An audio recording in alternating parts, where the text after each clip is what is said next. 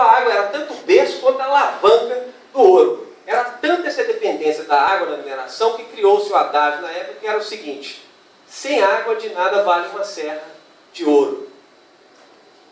Tem uma relação, eu sonho, assim, aqueles sonhos bem peculiares, em ver um dia algum diretor de cinema brasileiro fazer um filme dessa busca do ouro e da relação do ouro com a água. Porque os relatos são incríveis, relatos de conflitos armados, relatos de conflitos verbais, relatos de... e outros relatos que eu não vou falar aqui rapidamente. Vocês vão fazer a visita daqui a pouco. Reparem, se bem que eu acho que vocês não vão reparar isso não, porque é mais em alguns bairros não tão interessantes assim, do ponto de vista do turismo tradicional na cidade, como o bairro Piedade, bairro São Cristóvão, bairro do Morro São Sebastião, onde em breve eu estarei morando. Nós ainda temos resquício dessas caixas, ou desses tanques chamados mundéus, onde os mineradores armazenavam a água mais rica, né? Estão catalogando aí, mas são seguramente centenas de mundéus, ruínas da relação do homem com a água. Isso no século XVIII. Tá?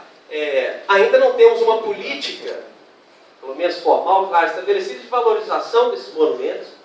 Interessante, eu conheci uma escola que foi feita usando a parede dos mundéus, e não, até onde eu sei, não usa assim,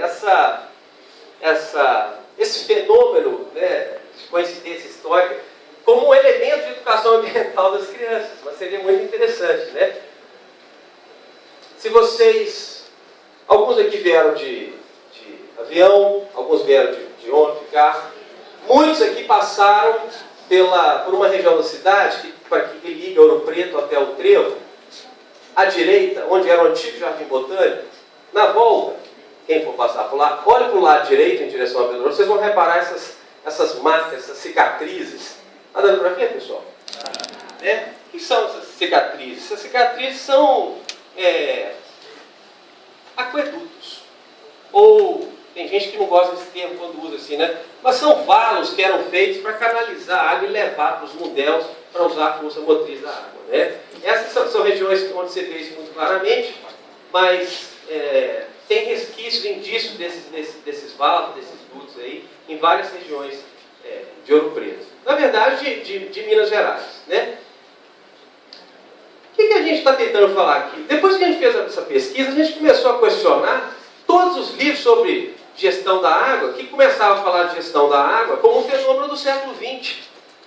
Começou em 1934 com o Código de Águas. Não. A história de controle e uso da água é inerente à história humana. Hoje temos um sistema mais sofisticado, mas seguramente nós podemos afirmar que sempre esteve presente a preocupação de tentar racionalizar, controlar, estabelecer critérios e outras coisas mais interessantes que eu vou falar daqui a pouco, sobre essa relação do homem com a água. Então, assim, um livro onde isso fica muito claro. Adoro o pessoal da ANA, não estou criticando a ANA aqui de jeito nenhum, mas um dos livros da ANA cometeu um equívoco. Um livro que fala sobre a evolução da gestão dos recursos no Brasil, uma evolução que ocorreu a partir do século XX. Não é verdade. A evolução, se é que tem um início, né, e não aconteceu com os portugueses. Né? A gente poderia relatar essa evolução muito antes. Se tem homem, tem gestão.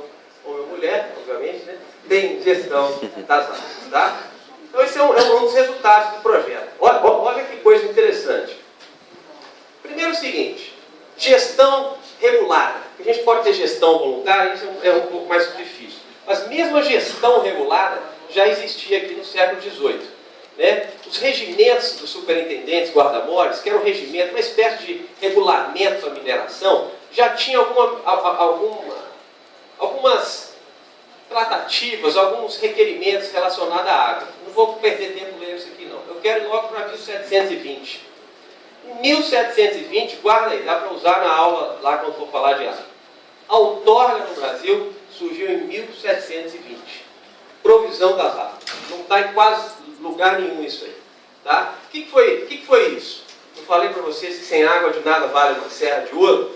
Pois bem, foi tanta essa demanda por água que esses conflitos armados, verbais que existiram, chegou lá em Portugal.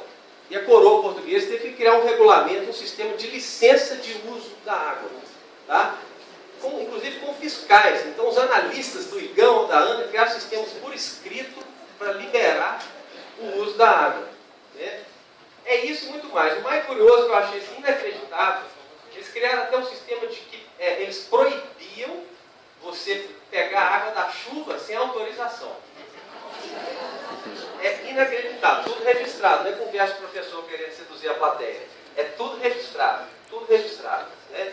O que é isso? A gente pode dar o nome de autorização, mas enfim, isso é essencialmente o espírito da outorga.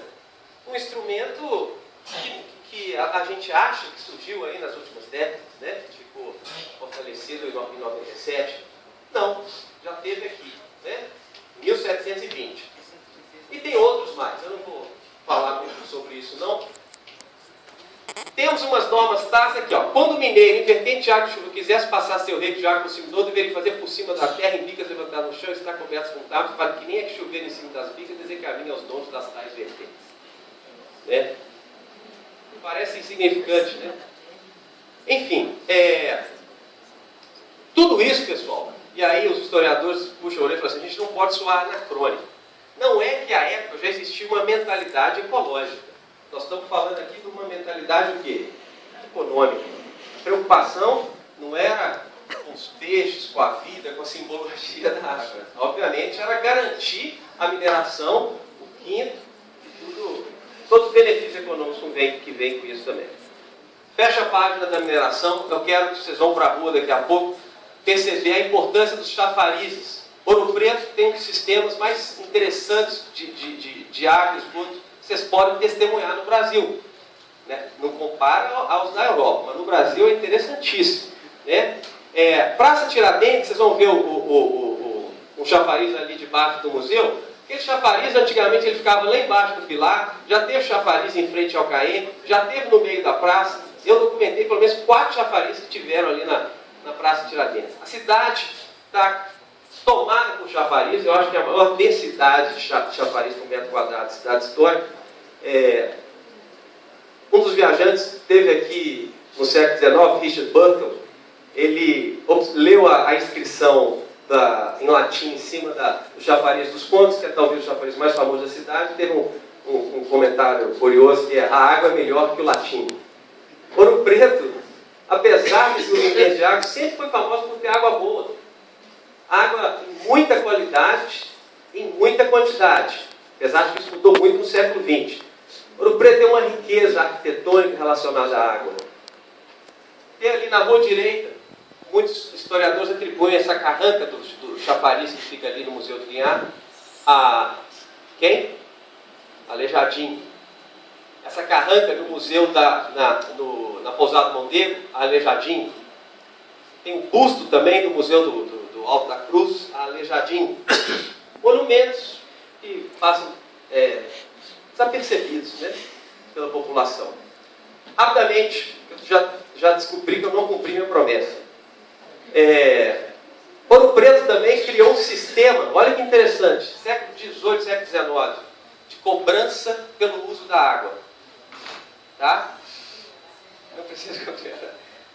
Cobrar pelo uso da água. Ouro Preto, não sei se foi falado aqui desde ontem, Ouro Preto hoje tem uma taxa básica operacional de água para... Então assim, o morador de Ouro Preto paga 10, 12 reais e tem água dentro de casa. Se ele consumir 10 ou 100 metros cúbicos, ele vai pagar a mesma quantia. Tá? Em Ouro Preto, se fala que isso é da cultura do ouro pretano. Que o ouro pretano está acostumado a ter água farta, em abundância e grátis. Essa cultura, se é que é verdade, ela não é do século XVIII nem XIX. Tá? Esses chafarizes que vocês vão ver hoje na cidade, esses chafarizes, ele eram de fato gratuitos, o pessoal podia beber, levar os cavalos, lavar as roupas e tal. Mas também existiam e existem ainda, poucos explorados, chafarizes particulares. Muitos chafarizes particulares, um número que a gente ainda não sabe, merece um projeto só esse chafariz particular. Para ter essa água dentro de casa, o pessoal tinha que pagar a quantia variável, tinha que pagar proporcional à quantidade de água. Interessante. Uma política que já existia no século XVIII e XIX. não se usava o metro cúbico na época, usava-se a pena d'água. Então, quanto maior o orifício da tubulação que chegava na casa particular, maior era a cobrança pela água. Né? Até hoje, Ouro Preto tem pena d'água. Esse sistema de água de Ouro Preto, esse sistema predominante de uso coletivo que já falei na praça, não foi suficiente para o crescimento da cidade, teve muito conflito. Nosso projeto, a gente documentou, foi nos arquivos, achou muita descrição do uso dos chafariz e dos conflitos. Eu vou perder tempo aqui falando, não. Eu vou fazer a referência sobre o que teve aí. E as publicações do projeto. Também tivemos esses naturalistas, esses viajantes estrangeiros, que muita gente lê, pelo menos historiador, quase todos eles passaram por Ouro Preto, porque Ouro Preto era Brasília, era a Belo Horizonte da época. Passavam aqui e sempre falavam, davam depoimentos sobre a água. Em geral, destacando, falando, elogiando a qualidade e a quantidade. No final do século XIX, já estava na moda o quê? Saneamento, política de saneamento. Ouro Preto era uma cidade, capital, que estava sendo ameaçada de perder o título de capital. Durante umas quase 2 décadas foi discutido em Ouro Preto criar um sistema mais moderno, parecido com o que se via lá na Europa. O mimetismo é antigo no nosso país, né? Mas às vezes o mimetismo é bom. Imitar pode ser bom, né? E fizeram uma imitação bonita em Ouro Preto. No final do século XIX, o pessoal pediu um engenheiro de Niterói para desenhar, fazer um projeto de um sistema de água e esgoto que coletasse todo o esgoto do núcleo urbano. Todo o esgoto. Isso foi feito. Isso não era novidade. Várias cidades da época já tinham. O que foi novidade é que o engenheiro Victor Francisco Braga Mello, lembra que eu estava preocupado com a autoria da ET? O engenheiro incluiu uma ET, que chamava tanques de desinfecção. Todo o esgoto coletado passava por um tanque de desinfecção. Em 1891 foi inaugurada a primeira estação de tratamento de esgoto de Minas Gerais, que são os tanques de desinfecção da Barra. Essa foto aqui está em preto e branco. Isso foi um descuido meu, deveria estar colorido, porque isso é como está lá hoje. Essa ET está praticamente intocada, ela funciona como uma caixa de passagem. O que nós temos aqui, pessoal? Nós temos um futuro museu de saneamento em potencial. Tá? Isso é um patrimônio que tem que ser valorizado. É um patrimônio que... Eu sempre sou muito otimista. Eu sempre falo o seguinte: não é que isso deve, isso vai virar museu. É só uma questão de quando. Né? Vocês vão andar e vocês vão agora, se eu olhar, vai mudar um pouco. Mas igual eu falei, nós fizemos um inventário de chafariz e corrigimos. Os livros mencionavam umas poucas dezenas, mas são várias dezenas de chafariz nas cidades.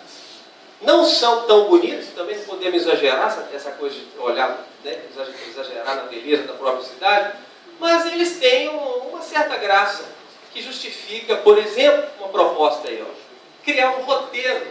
Tem um roteiro de caminhar para ver, para comer, cria um roteiro para ver água, sei lá, uns trajetos ao longo da cidade, usa isso como uma trilha de educação ambiental, né, que termine lá na ET. Olha que potencial para a educação ambiental. Né? Então, com isso, pessoal, a gente, assim, um resultado, talvez a gente está alertando, a gente tentou alertar para o valor de todas essas obras hidráulicas e sanitárias como um bem patrimonial de Ouro Preto. A gente tem que captar recursos para restaurar chafariz, para restaurar a ET e talvez subsidiar uma discussão do Museu da Água. Né? Eu acho que justifica. Conversa, tem gente da ANA aqui e falar que o Brasil está criando o primeiro museu da água. Rio Grande do Sul também? Pois é, eu não quero competir com tais cidades, mas eu acho que Ouro Preto podia se juntar, né, a tais cidades. A gente tem muito material aqui interessante que justifica um museu. Enfim, essa pesquisa, ela está sendo replicada aí, tem muita publicação que fala dessa. Eu vou destacar só o seguinte: vai ficar disponível as apresentações, mas tem sobretudo a dissertação de mestrado, 2 artigos da Revista Brasileira de Recursos, que são inteiramente grátis. Tem um artigo aqui que tem direito autoral, tem o livro do prêmio da ANA, que nós fomos finalizando passado, e tem um capítulo saindo agora no livro da ANA. Então é um material, se você colocar na internet História da Água de Ouro Preto, aparece lá. E vale a pena ser divulgado. Antes, então, só falar o seguinte, e daí para a cidade? E daí? Né? Para que olhar para o passado? Acho que boa historiografia, ela olha para o passado com o pensamento no futuro. Né? Conhecer esse passado traz uma outra percepção para a importância da água em Ouro Preto. Né? Você ter consciência que a água foi tão importante e gerou tanta coisa, nos faz repensar o grau de comprometimento, a alocação orçamentária que o município, que o Estado, que a União dá para a questão da água em Ouro Preto. Tá? Então, a mensagem que eu queria deixar era essa. Assim, a história da água, ela abre uma janela para o futuro, uma janela positiva, não só bonita e instigante, mas que pode ter implicações práticas também. Tá bom? Obrigado.